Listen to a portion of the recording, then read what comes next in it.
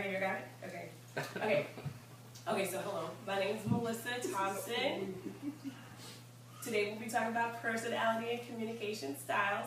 I am a student at Abilene Christian University and also an employee at Hess Corporation. And we'll be starting. So everyone's introduced themselves and we'll go ahead with the presentation.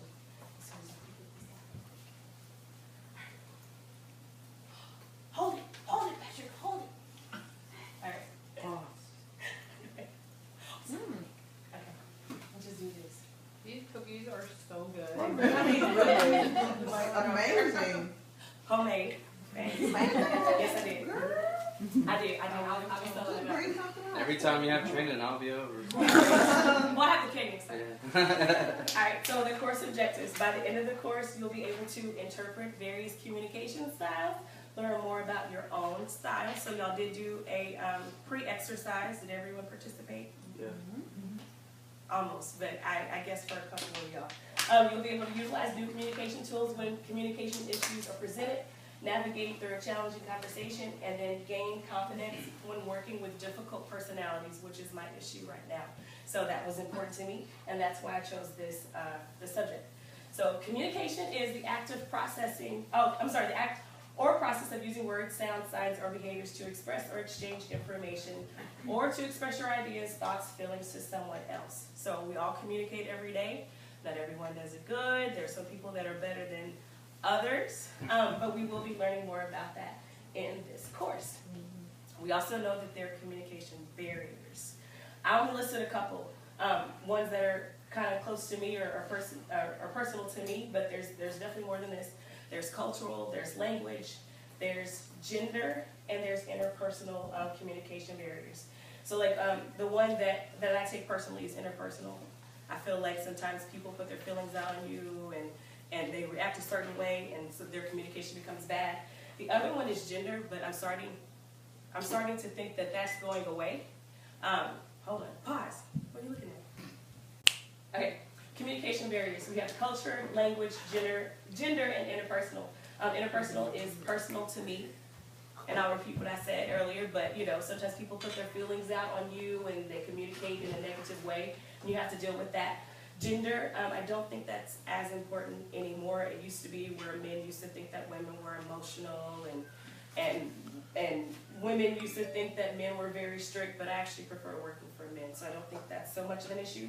And I did learn through research that sometimes people can use language to their advantage. So we do have like a manager at our job, and she's Russian, and sometimes I feel like she uses her language or lack thereof to take advantage of the situation. So that's something to think about. She'll be like, oh, I don't understand what you're saying. You understand what we're saying. You're playing the game. And then we have cultural. And an example of cultural is that some people don't like to look at you in the face. It's something that they're not used to doing. They don't like to debate. They feel like that's disrespectful. So those are some of the communication barriers. Does anyone else have an example of a communication barrier that they can think of?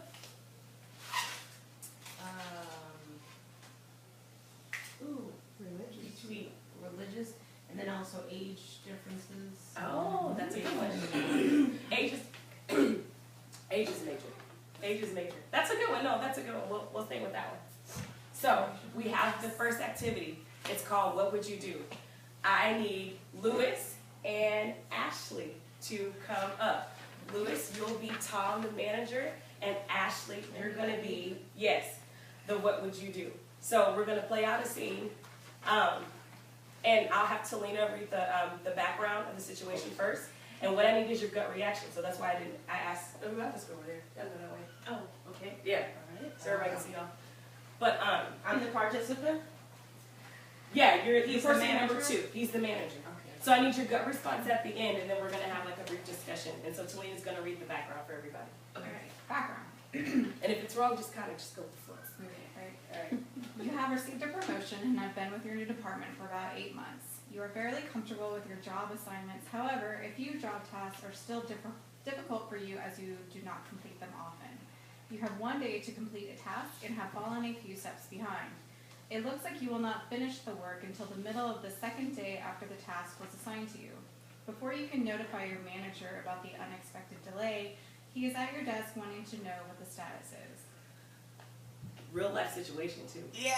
Oh, y'all hear about it all the time. Okay, go ahead, Tom. Or whoever starts. I don't know what the script is.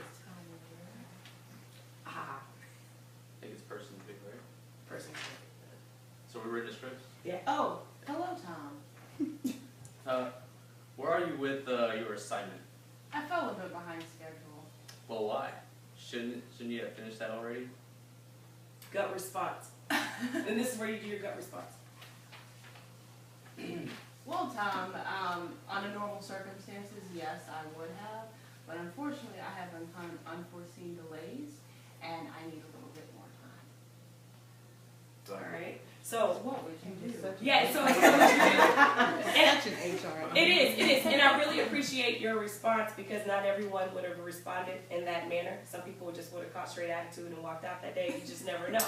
So, this should just be. That was a good response. Yeah, it is brief discussion. Why did you choose to react that way, or what things did you think about? Because Tom kind of came at you like, "What's up with that? Where are you at with your report?"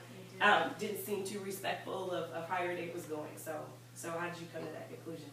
Well, I felt it was important to let him know that, yeah, I would have been done, but I need more time. He doesn't know the situation, so I need to let him know in a constructive way, in a stern way.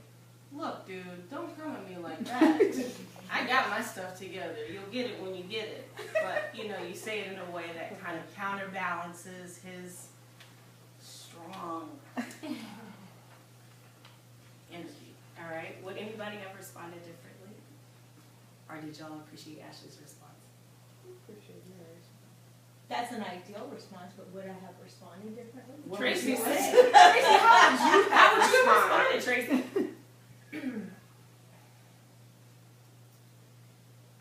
I think I probably would have said, what you said again? Where are you with your assignment? Then she responded by saying, I fell a bit behind schedule. Well, why? Shouldn't you have finished that already? Actually, Tom, you've laid 5 things on my plate and I've prioritized them as best as I possibly could. If this was something that you needed sooner, then we probably should have had that conversation before now.